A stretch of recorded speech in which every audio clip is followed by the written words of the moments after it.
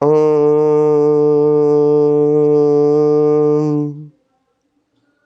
हे प्रिय मित्रों, माताओं, बहनों, बुजुर्गों एवं मेरे प्रिय अनुजों, आप सबको करबद्ध प्रणाम। परम प्रिय श्री सद्गुरुदेव भगवान जी की विशेष अनुकंपा से आपके लिए आज फिर एक बहुत ही उत्तम ज्ञान और ये देख लीजिए कि आध्यात्मिक ज्ञान की गहराइयों से भरा हुआ खजाना समझो, जो बहुत दिनों तक अभ्यास करते रहने के बावजूद जब उसका रहस्य का पता लगता है तो ये रहस्य है ये, क्योंकि 23 वर्ष का समय बहुत होता है इस कली काल में।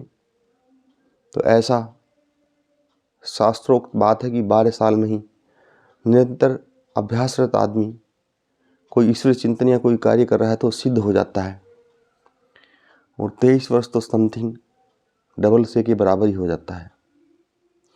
जो भी अनुभव है वो आत्मिक है, और ये भी सत्य है, प्रभु की ऐसी असीम कृपा है। बस ये अब ये बट रहा है, अब ये मुफ्त लग रहा है, बोझ लग रहा है, भारी लग रहा है लेकिन बस ये अमृत बट रहा है, अमृत। क्योंकि एक समय इसी की खोज के लिए जब हमें समझ हो जाती, हम जाग जाते हैं, प्रभु की प्यास हो जाती है, तब एक समय इसी की खोज के लिए अनेकों अनेक जन्म खराब कर देते हैं। हम पूरे पूरे जीवन हम तपस्या में लगा देते हैं, लेकिन ये अमृत नहीं मिल पाता। और आज ये मुफ्त बट रहा है और समय से पूर्व घर पहुंच रहा है।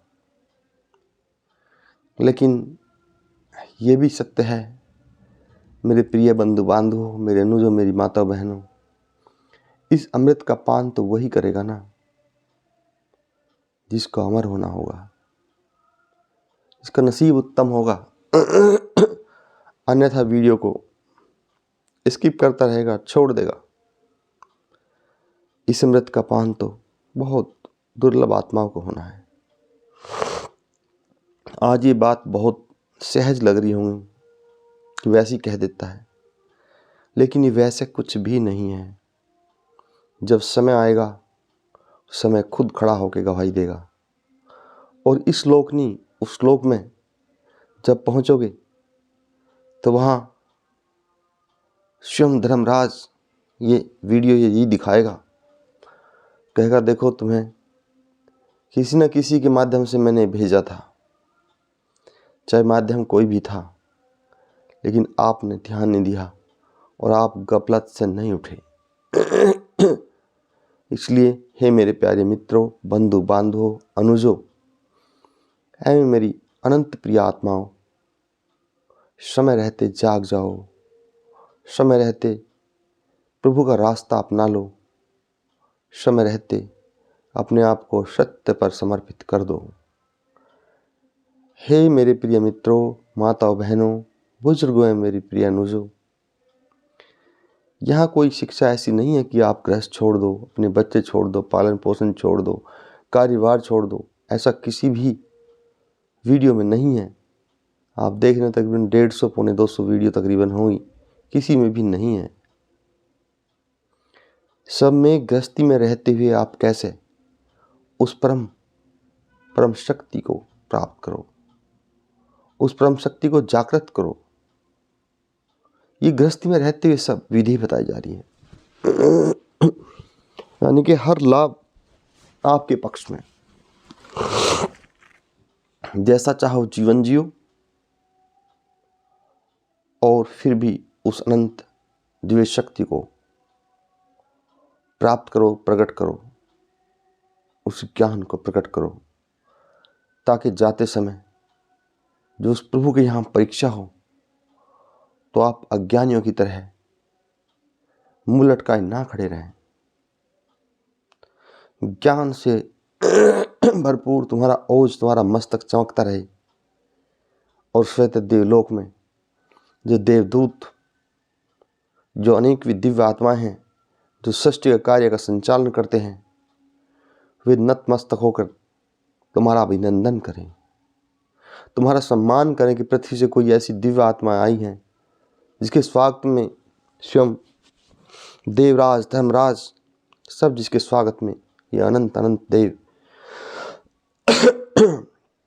आके दर्शनार्थ खड़े हों और करबद्ध प्रार्थना करें, हे महान आत्मा, हे पुण्यात्मा, आप आइए हमारे लोक में निवास कर लीजिए।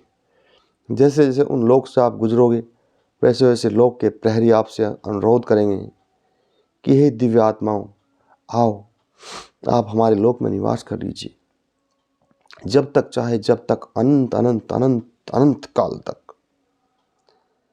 लेकिन आप क्यों, जब आपको 24 कैरेट गोल्ड का पता लग गया तो फिर आप पित्तल क्यों लेंगे? आप तो स्वतः उन ऊंचाइयों को छूते हुए चले जाएंगे, उस परम दिव्य लोक में जहां सिर्फ और सिर्फ आनंद के सिवा कुछ नहीं है, और इस जीवन मरण के चक्र से मुक्त हो जाते हैं। ऐसा कुछ महापुरुषों ने मुझे अनुभव दिया है जो आपसे आज मैं थोड़ा शेयर करता हूं। यहां से मृत्यु जब ये देह हो जाती है, हमारे प्राणवायु जो हमारी आत्मा जब निकलती है, तो ऐसे बताते हैं कि हमारे ये 7 शरीर होते हैं स्थूल सहित, एक रह गया तो और बाकी चले गए, लेकिन 9 शरीर, 7 नहीं 9 शरीर होते हैं। एक यहाँ स्थूल रह गया तो 8 बाकी चलते हैं। ये यहाँ से जाने के बाद जो साधारण आत्माएं हैं उनका तो साधारण संचालन ही होता है, और फिर वे अपना जैसा जिनका धर्म और कर्म है उसी के अनुसार जीवन मरण के चक्र में वे चलती रहती हैं। अगर कर्म बहुत हल्के हैं तो पशु योनि है, जो सामान्य है तो फिर मनुष्य योनि है, वो बहुत ही ज़्यादा हल्के हैं तो कीट पतंगे भी हैं, और जो अच्छी योनियाँ हैं तो फिर भोग लोग योनि आती हैं, देवता बन जाते हैं। लेकिन और तपस्वी गण आते हैं तो उत्तम जो तपस्या करते हैं, जो कहते हैं ना आत्मज्ञान को प्राप्त आत्मज्ञ महात्मा होते हैं, वे आत्मज्ञ महात्मा हिरण्याक्ष लोक में पहुंचते हैं जो ध्रुव लोक के ही समान है जो ध्रुव लोक के ही समान है और बैकुंठ के ही आसपास है। वहां पे पहुंचने के बाद ऐसा उन दिव्य आत्माओं ने जो हमें स्मरण दिलाया, जो वहां के निवासी हैं, कि वहां पर पहुंचने के बाद मनुष्य जो है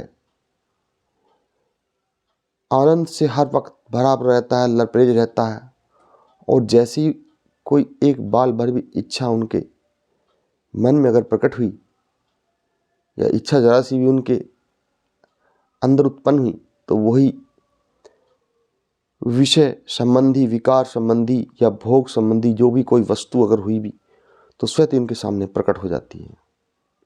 जैसे किसी आम की इच्छा हुई तो आम स्वतः ही रसीले आम सामने हैं, दूध तो दूध, और तो अनंत जो भी मतलब इच्छा हुई। लेकिन जो वहां पे इच्छा को प्रकट ही नहीं करता, यानी कि उत्तम मुक्ति को प्राप्त है, और वे सामने इत्फाकन आ भी गए तो उन्हें सामान्य व्यवहार वही कि मेरा क्या मतलब है इनसे। तो फिर जब वे इस प्रकार वहां पे हजारों वर्ष तक इस परीक्षा से उत्तीर्ण हो जाते हैं, फिर वो भी शरीर उनका छूट जाता है ना। इतने कारण शरीर, स्थूल शरीर, सूक्ष्म शरीर, विद्युत शरीर, है ना, ऐसे 9 शरीर होते हैं। तो वो भी छूट जाता है। फिर जो है दूसरी परीक्षा जो होती है उनकी, तीसरे नंबर वाला सही जो आता है, वो फिर वहाँ पे ऐसा होता है कि आपकी जो इच्छा भी नहीं है,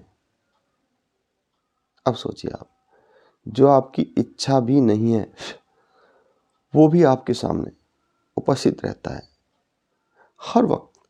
हर एक सुख भोग सब आपके सामने ऐसी हवा में तैरते रहते हैं। सब दिव्य पदार्थ,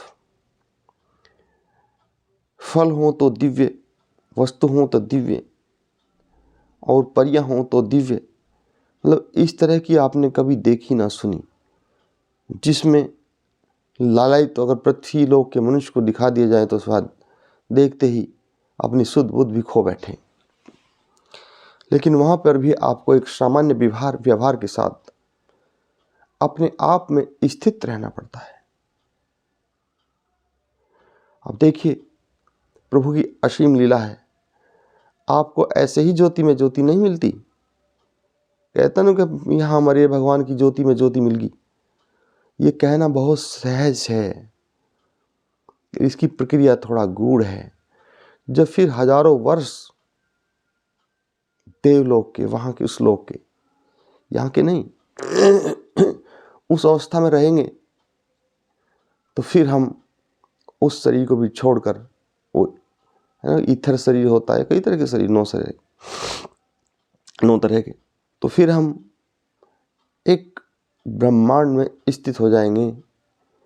जैसे हार्ट रेट होती ना, ये धक धक, इससे जो कंपन पैदा होता है, इन तरंगों के रूप में ब्रह्मांड में स्थित हो जाएंगे।